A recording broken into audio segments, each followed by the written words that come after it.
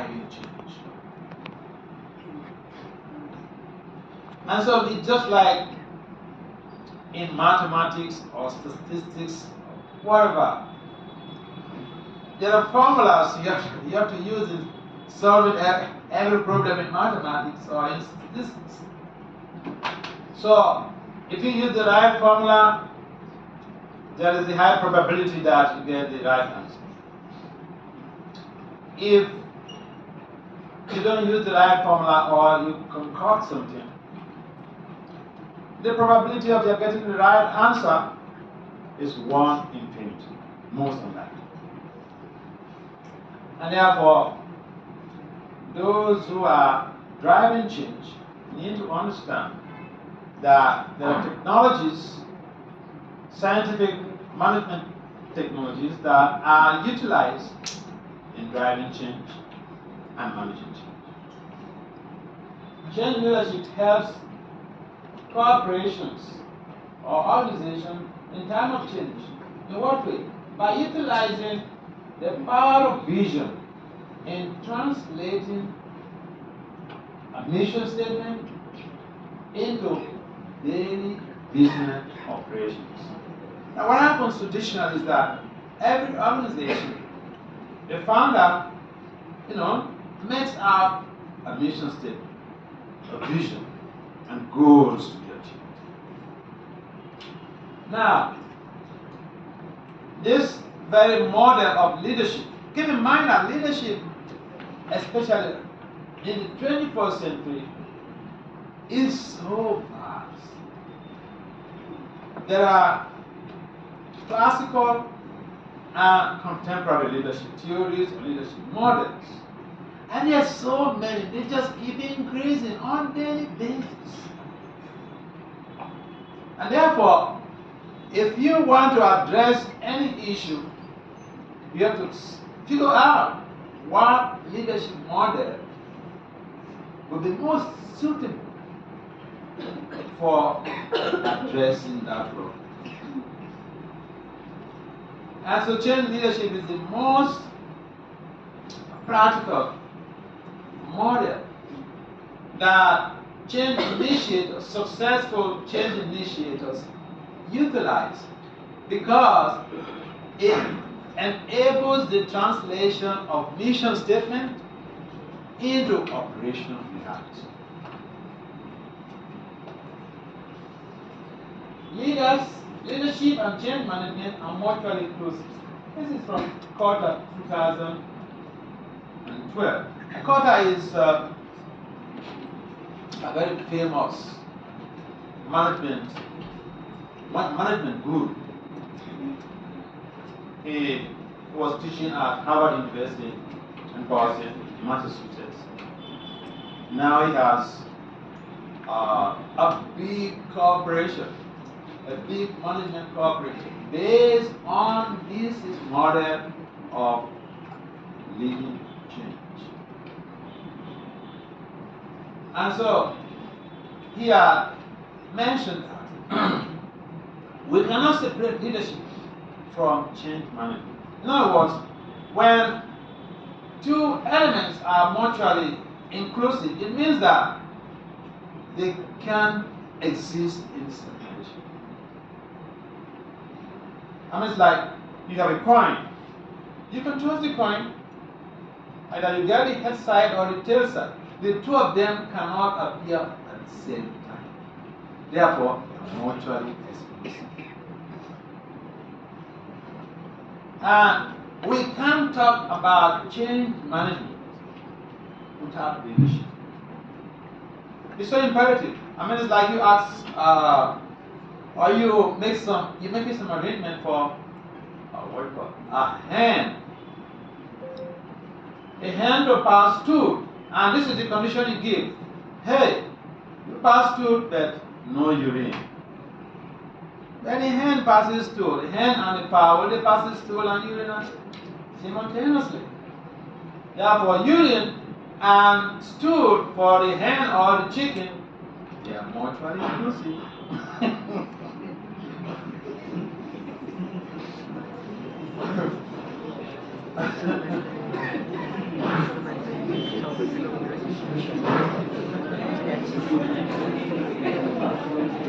Okay, all right.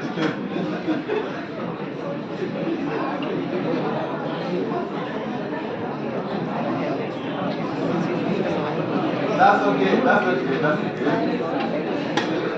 Then leadership strategies significantly impact change management. Significant impact implies positive impact. In other words, change leadership strategies facilitate successful and sustained change management. See, every day we are experiencing a change on individual level, at the community level, and at the global context. Like in one of the literatures from India here, Bhagavad Gita. In the Bhagavad Gita is mentioned about our change, our evolutionary change, how we evolve from boyhood, childhood, to boyhood, to youth, to old age. That is change in action. And the very Sanskrit term used there is Dehi knows me, Yata Dehi. Kumara, Yavana, Jara. Tata, Dehantara, Dheeras. That is change in action. We have all experienced change. This was not our status. Some years back, we have evolved, physically speaking. So sometimes people make it just like a big, some management scientists make it like change is such a big deal. Oh, we know it all. No. Everybody has experienced change.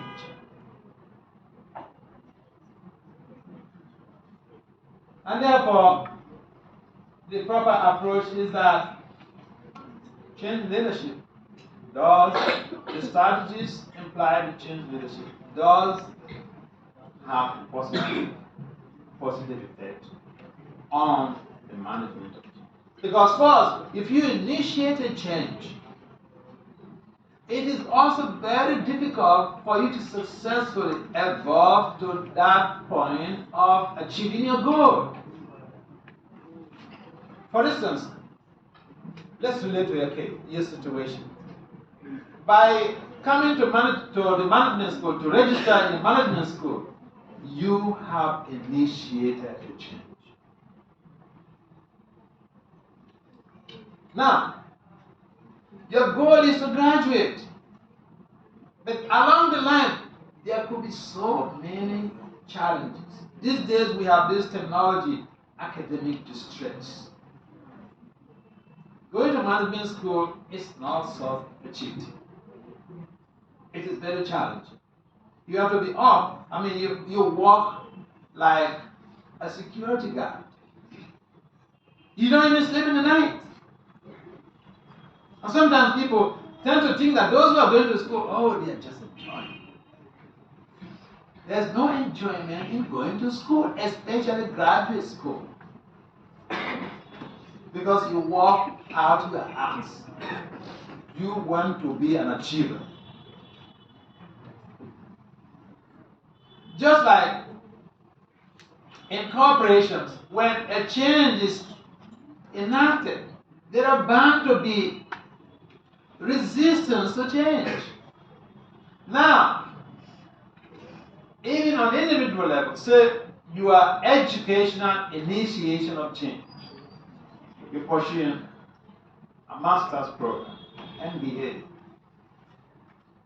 You're bound to have, and you have experienced resistance, challenges on your path in educational career. There are those endogenous resistance or challenges. There are also the exogenous or intrinsic and extrinsic challenges that we face. And these days, one of, seems like we don't care about it, but identify one of the major resistance to educational change initiation protection. And that is the modern day internet system, the cell phone. Sometimes I know students who have failed out of their school from their program because of internet. So the internet could be seen as a source of resistance to the change we have initiated in our educational evolution. It doesn't mean that internet is a bad thing. I don't go to physical libraries. I use the internet for my research. And, I got my way going. But for you to use the internet, you need to have high self-control. High self-control. Otherwise, you will be dislodged from your path of worship. And so we find that we initiate a change, and there are so many resistances to change. On practical level, organizational level, even on global level, change has never been easy. And that is a general problem. But the specific problem is that individually, we don't seem to recognize how change leadership is an effective tool in change management.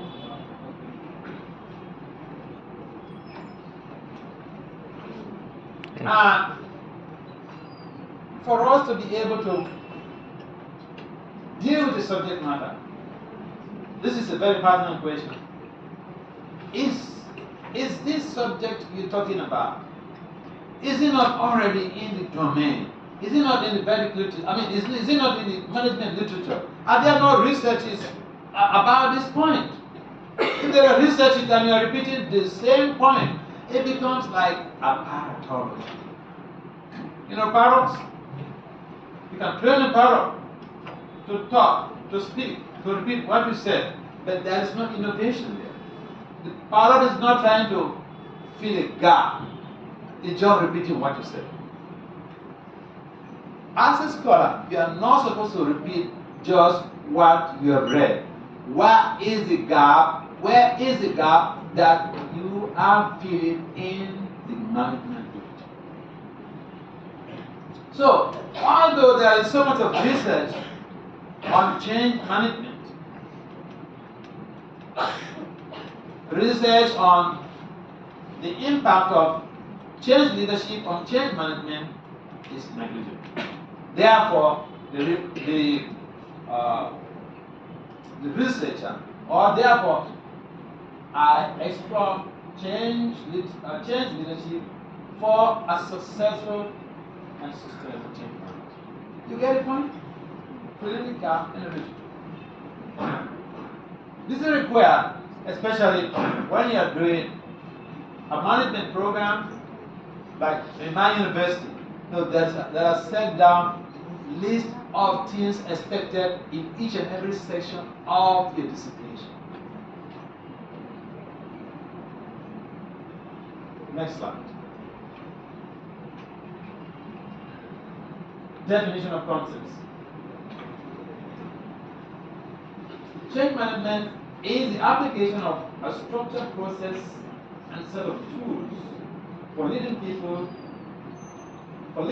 the people's side of change to achieve a desired outcome. Traditionally, we think of change management as an organizational stuff. But organization is made up of people. Organization is not just a vacuum or whatever. It's people that constitute organization. And change management is basically about people, the people's side of change. In fact, ADCA, which is one of the models that we are using in this very presentation, ProSheet is the company that produced these scholars who developed the ADCA model. A change in the project, initiative, or solution introduced in an organization to improve the way work is done, solve a problem, or take advantage of an opportunity. Again, ProSheet 2020. Social change is the augmentation of human or social conditions by supporting individuals, communities, organizations, nations, change leadership is the process of leading an organization through, or an individual, through significant disruptions, transitions, and other organizational transformations. So, this very model, change leadership model, out of hundreds of change leadership leadership theories. Change leadership specifically is about leading an organization or group through disruptions, through transitions. No, nothing else. It's different from, say, ethical leadership. It's different from transformational leadership. These are all contemporary leadership theories or leadership models. But change leadership has a specific purpose, and that is in addressing change. Studying therapeutic intervention involves the capitulatory self-administration of specific transcendental sound vibrations that facilitate advancement. Next slide. All of those concepts that we define are used in this very presentation. That's why, for the purpose of being on the same page, we have defined those concepts. So, problem statement. Many organizational change initiatives have failed. Although organizational change initiatives require so much of resources, and organizational members, authorities, management, they put resources. But the fact remains that many of the change initiatives fail. I mean, just like even on individual level, many of our change initiatives fail. Say, for instance, on every New Year Eve, you find people who want to give up bad habits. Say, for instance, I'm smoking. Okay, today I'm stopping smoking for the rest of my life. Good initiation, good initiative. But then I'm able to follow this for maybe 2 weeks, 3 weeks, 1 month, 2 months, then I fall back to my old habit. It happens everywhere. You can even, as a student, you may have a timetable and say, this is what I'm going to strictly follow to be able to effectively manage my time for academic excellence. So you follow your timetable, 1 month, 2 months, 3 months, and then again, you fall back. You have all of these distractions. You're reading, and you have your phone by your table. The telephone rings, and then you pick up the phone. Hello.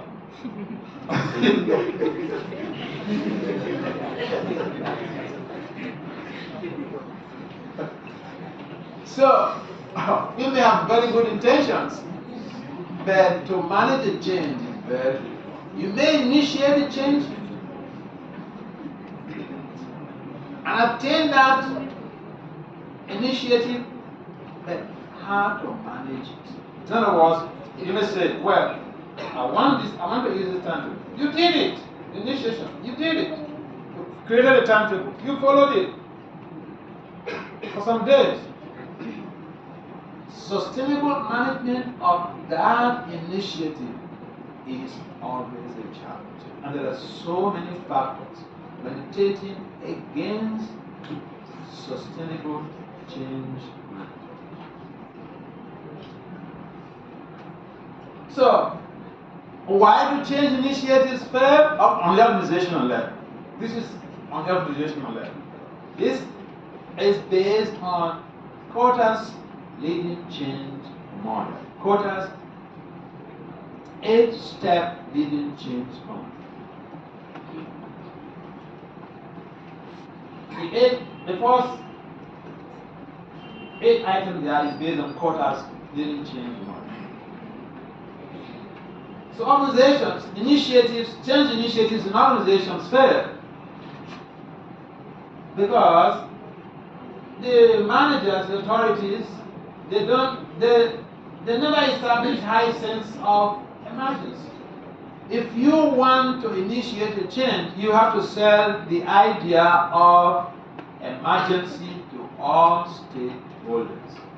Why you need this change in the economy? Why you need this change in the institution? If that is not done, you will meet with so much of resistance because people in general, they prefer the status quo.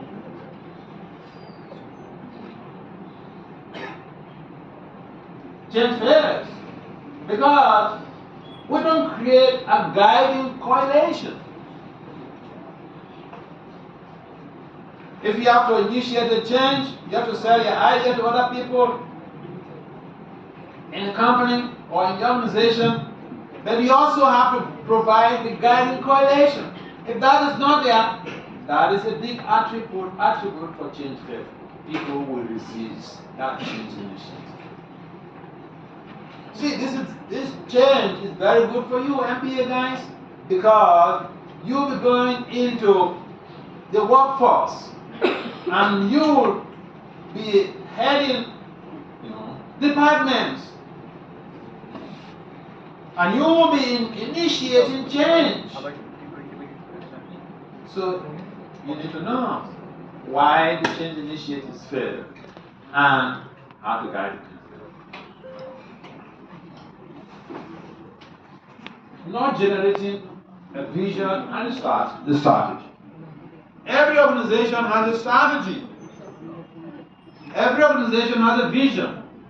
So if you're initiating a change and you don't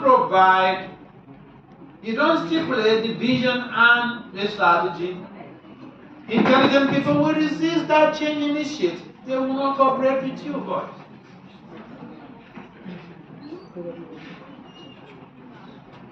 Not dislodging resistance to change. This is one of the basic factors. If you know something ahead of time, and just like in initiating change, there will be resistance. What are your strategies for dislodging the resistance to the change? You have to have that hand-on. If you have those strategies hand-on, you can use those strategies to be able to dislodge the resistance to the change. Not planning and creating short-term wins. Sometimes people are very intrigued, they're very keen in initiating change, but they don't have plans for short-term wins. And people don't want to work for, get involved in some change initiative for years without reaping results. They want to see some wins, some results. What are a short-term win? Premature victory declaration.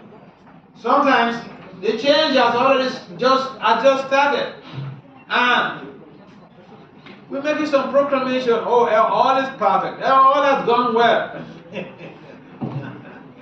And then there is a setback.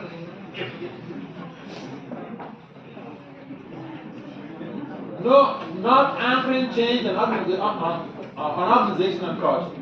Our change initiative must recline on the culture of that organization. If you present or you do initiate a change that is organizational culture, there is no doubt members of the organization they are going to resist your change initiative. And the last one I put there is not implementing time-tested change models. So sometimes people think that they're very innovative, they're very creative. They want to initiate a change. But this change initiation does not have any element of a tested change model. I mean, it's like you want to drive to a place you don't know and you don't have a GPS. You're just driving and you're believing, you believe, but your belief should be backed up by scientific values. In management science, we believe in some things, okay? But the belief is always substantiated by scientific norm, scientific value, scientific data.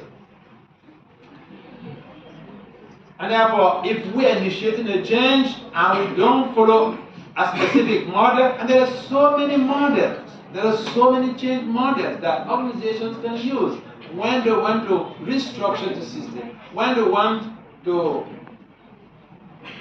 change things in the organization for better for higher productivity or higher performance. There are models. So everything is very scientific, and these are all time-tested models. And it's like if you're taking a course on calculus, there are formulas you use. You don't just jump in and start writing something. You have to use formulas. If you use those formulas, there is high probability that you'll pass your exams. If you don't use the formulas, you may work for the whole night, but you will arrive at no solution, no appropriate, correct solution. That's what happens with organizations that just get into initiation of change and they don't use any time-tested change model. If you Google the internet, if you go to a Google Scholar and you Google change management models, oh, there are so many of them. So these are they're like the GPS in driving change. The change models are like the GPS in driving change. And so if we don't use that, if we don't use any of the models, the probability of our achieving our goals in our change initiative would be 1 in 20, most unlikely. And that is the reason why most of the organizations' change initiatives fail. So, the specific problem is that organizational change initiators do not recognize the relevance of change leadership to successful change management. Now, there is what we call a general problem and a specific problem. The general problem is that most change initiatives fail for a number of reasons. The specific problem is that a number of the change initiatives do not recognize the relevance of change leadership in promoting and sustaining change management.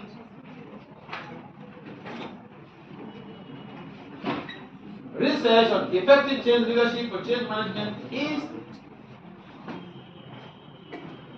negligible in the management domain. Now, these are basically strategies we use in crafting research papers for publications in peer-reviewed journals. You have to indicate, you have to create, you have to show the reader or the reviewer the general problem you are talking about and the specific problem you are addressing. And of course, also whether your presentation or your research is addressing a gap is covering a gap in literature.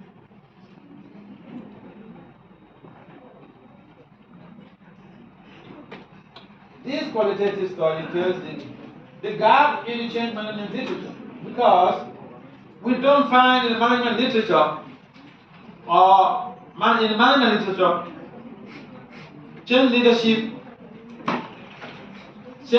relevance to change management is negligible. So there is a gap in the literature. Next.